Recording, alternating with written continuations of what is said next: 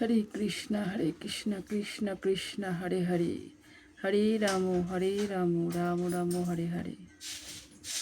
আজকে গীতা পাঠে সবাইকে স্বাগত। হরে কৃষ্ণ, জয় রাধে গোবিন্দ, হরি বল নিতাই গৌর হরি বল। হরে কৃষ্ণ কৃষ্ণ। মোঘাসা মর্ঘ মোঘো কর্মাণ মঘো জ্ঞানা বিচিতেশ রাক্ষসী মাসুরিং চৈব প্রকৃতিং মহিনাং সীতা। সম্পূর্ণ বাংলায় গীতা পাঠ শুরু হচ্ছে, সবাই মন দিয়ে শুনো। হরে কৃষ্ণ, জয় রাধে গোবিন্দ, হরি বল, হরে কৃষ্ণ হরে কৃষ্ণ। এর মানে হচ্ছে এইভাবে যারা মোহচ্ছন্ন হয়েছে তারা রাক্ষসী ও আসুরি ভাবের প্রতি আকৃষ্ট হয়। সেই মোহচ্ছন্নায় অবস্থায় তাদের মুক্তি লাভের আশা, তাদের সকাম কর্ম এবং জ্ঞানের প্রয়াস সমস্তই ব্যর্থ হয়। অনেক ভক্ত আছে যারা নিজেদের কৃষ্ণ ভাবনাময় ও ভক্তিযোগে যুক্ত বলে মনে করে, কিন্তু তারা অন্তরে পরম পুরুষোত্তম শ্রীকৃষ্ণকে পরম তত্ত্ব বলে স্বীকার করে না। তারা কোনো দিনই ভক্তিযোগের ফলস্বরূপ ভগবত ধাম প্রাপ্ত হতে পারে না। তেমনি যারা সকাম পূর্ণ কর্মে নিয়োজিত এবং যারা পরিবেশে এই জড় বন্ধন থেকে মুক্তি লাভের আশা করছে, তারা কোনোটি সাফল্য হবে না, কারণ তারা পরমেশ্বর ভগবান শ্রীকৃষ্ণকে উপহাস করে। পক্ষান্তর যে সমস্ত মানুষ ভগবান শ্রীকৃষ্ণকে অপেক্ষা করে তারা আসরিক ভাবাপন্ন কিংবা নাস্তিক।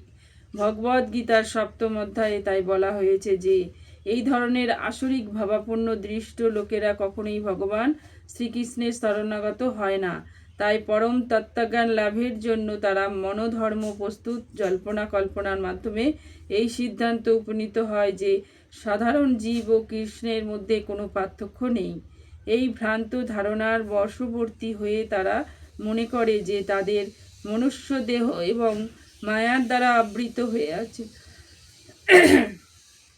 কিন্তু যখন কারো দেহ থেকে মুক্ত হবে তখন তার এই স্তরের মধ্যে কোনো পার্থক্য থাকবে না। মোহগ্রস্ত চিন্তাধারার ফলে শ্রীকৃষ্ণের সঙ্গে এক হওয়ার এই যে প্রচেষ্টা, তা কোনো দিনই সফল হবে না।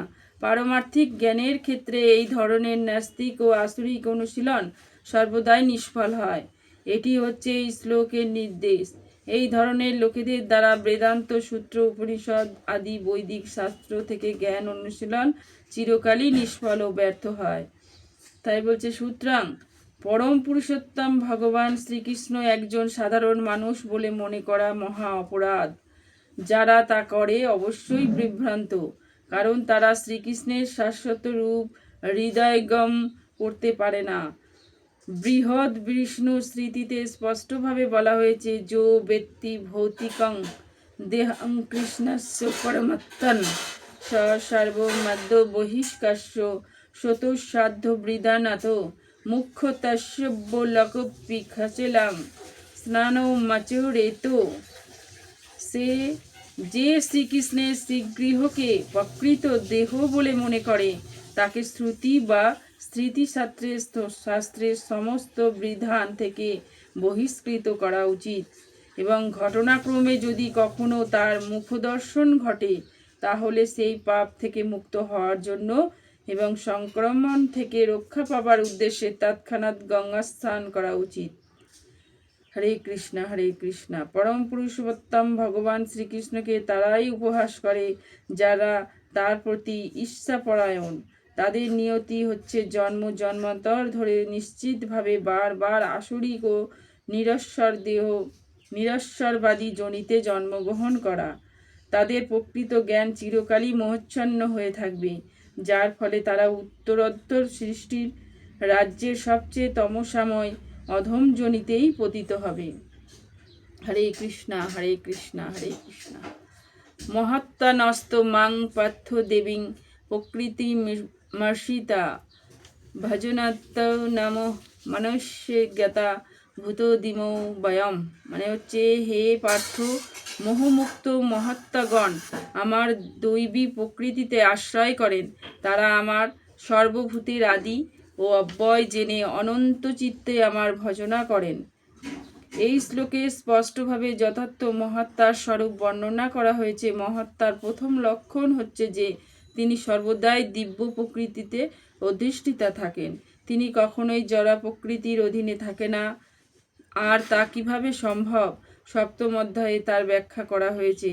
যিনি পরম পুরুষোত্তম ভগবান শ্রীকৃষ্ণের শরণাগত হয়েছেন, তিনি অবিলম্বে জড়া প্রকৃতির নিয়ন্ত্রণ থেকে মুক্ত হন। এটি হচ্ছে যোগ্যতা।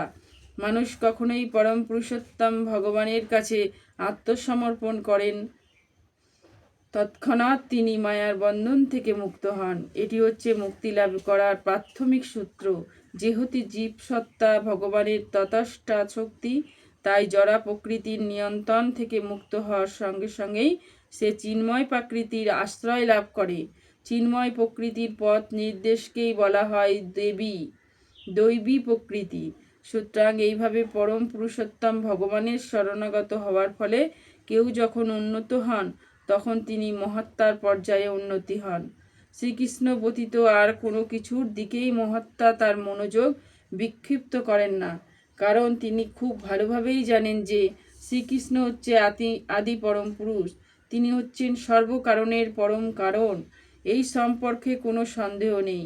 এই চিত্তবৃত্তির উন্মেষ হয় অন্য মহাত্মাদের বা শুদ্ধ ভক্তদের সঙ্গ লাভ করার ফলে।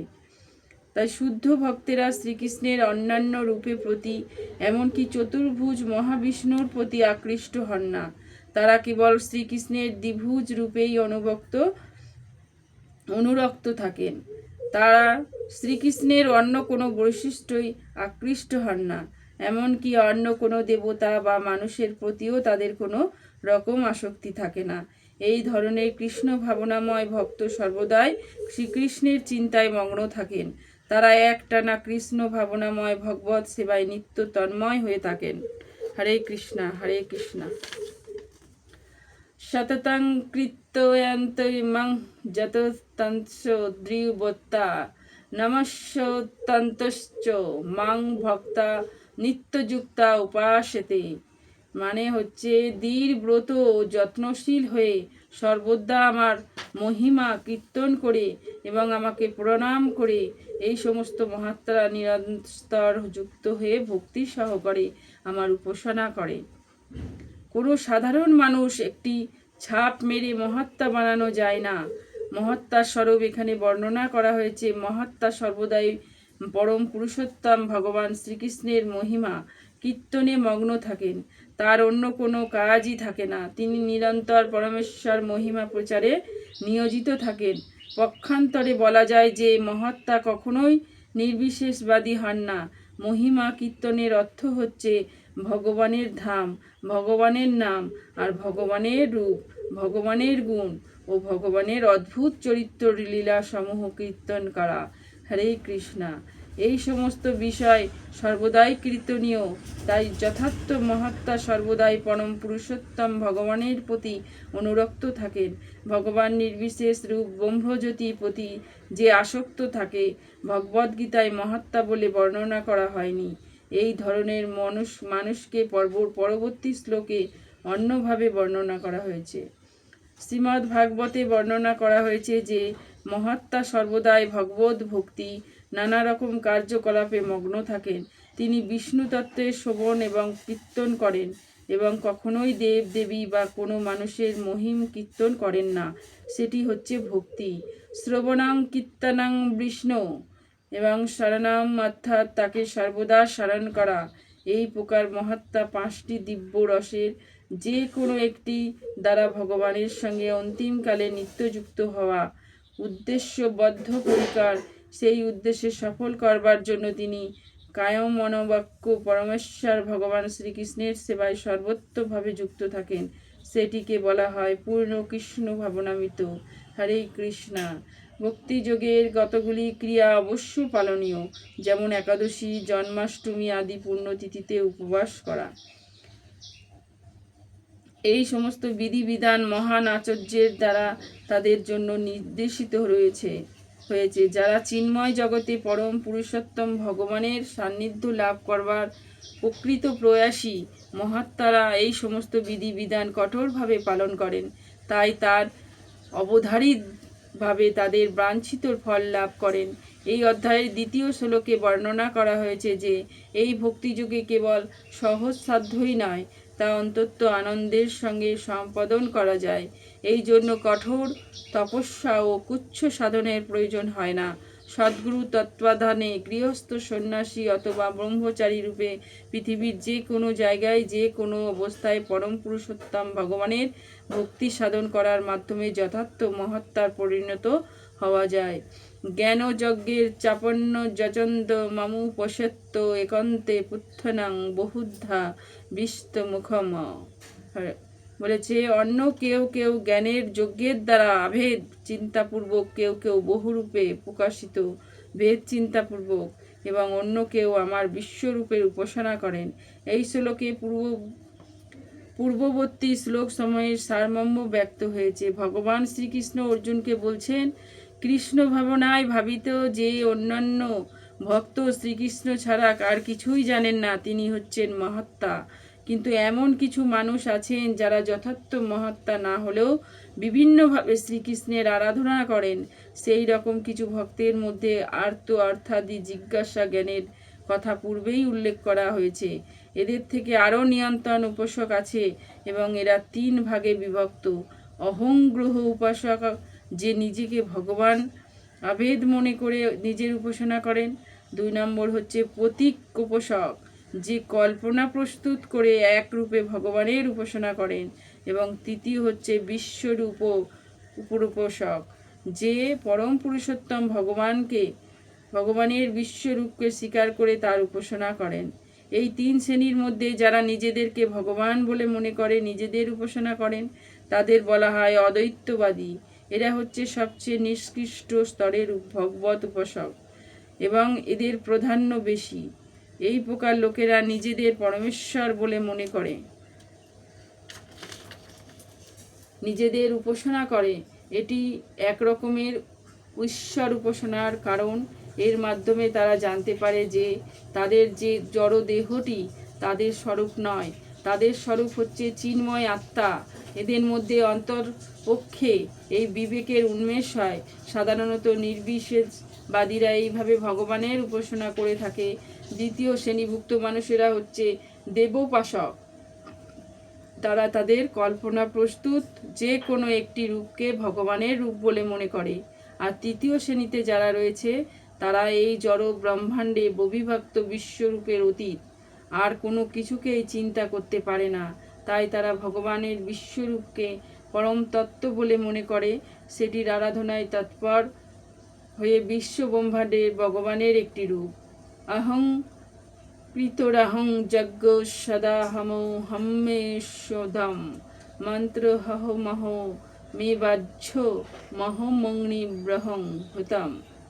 মানে হচ্ছে, আমি অগ্নিষ্ট্রমাদি সত্যযজ্ঞ, আমি বৈশ্যবাদী সাত্যযজ্ঞ, স্মার্তযজ্ঞ, আমি পিত্ত পুরুষদের উদ্দেশ্যে শ্রদ্ধাদি কর্ম, আমি রোগ নিবারক ভেষজ, আমি মন্ত্র, আমি হোমের ঘৃত, আমি অগ্নি, আমি হোমক্রিয়া। জ্যোতিষ্ঠ্রম নামক যজ্ঞ হচ্ছে শ্রীকৃষ্ণ এবং স্মৃতিশাস্ত্র অনুসারে তিনি মহাযজ্ঞ। পিতৃলোককে অর্পণ করা হয় যে শ্রদ্ধা বা ঘৃতরূপে ঔষধ, তাও শ্রীকৃষ্ণের একটি রূপ। এই ক্রিয়াতে উচ্চারিত মন্ত্র হচ্ছে কৃষ্ণ। যজ্ঞে যে সমস্ত দুগ্ধজাত পদার্থ আহুতি দেওয়া হয় তাও শ্রীকৃষ্ণ। অগ্নিকে কৃষ্ণ বলা হয়েছে কারণ পঞ্চমহাভূতের একটি তত্ত্ব হওয়ার ফলে তাও শ্রীকৃষ্ণের ভিন্ন শক্তি, অর্থাৎ বৈদিক কর্মকাণ্ড প্রতিপাদিত বিবিধ যজ্ঞের সমষ্টি হচ্ছে কৃষ্ণ প্রকারান্তের। এটি জানা উচিত যে যে মানুষ কৃষ্ণ ভক্তিতে নিষ্ঠাবান, তিনি ইতিমধ্যেই সমস্ত বৈদিক যজ্ঞের অনুষ্ঠান করেছেন। হরে কৃষ্ণা হরে কৃষ্ণা। পিতাহমস্য জগতে মাতা ধাতা পিতামহ বেদাং পবিত্রাং ওঙ্কারিক সামো যজুর্চ। আমি এই জগতের পিতা মাতা বিধাতা, পিতামহ আমি শ্রেয় বস্তু শোধনাকারী ও ওঙ্কার, আমি ঋক, সাম ও যজুর্বেদ, শ্রীকৃষ্ণের শক্তির বিভূত ক্রিয়ার ফলেই চরাচরের সমস্ত সৃষ্টির অভিব্যক্ত হয়। সংসারে আমরা বিভিন্ন জীবের সঙ্গে নানা রকম আত্মীয়তার সম্বন্ধ স্থাপন করি।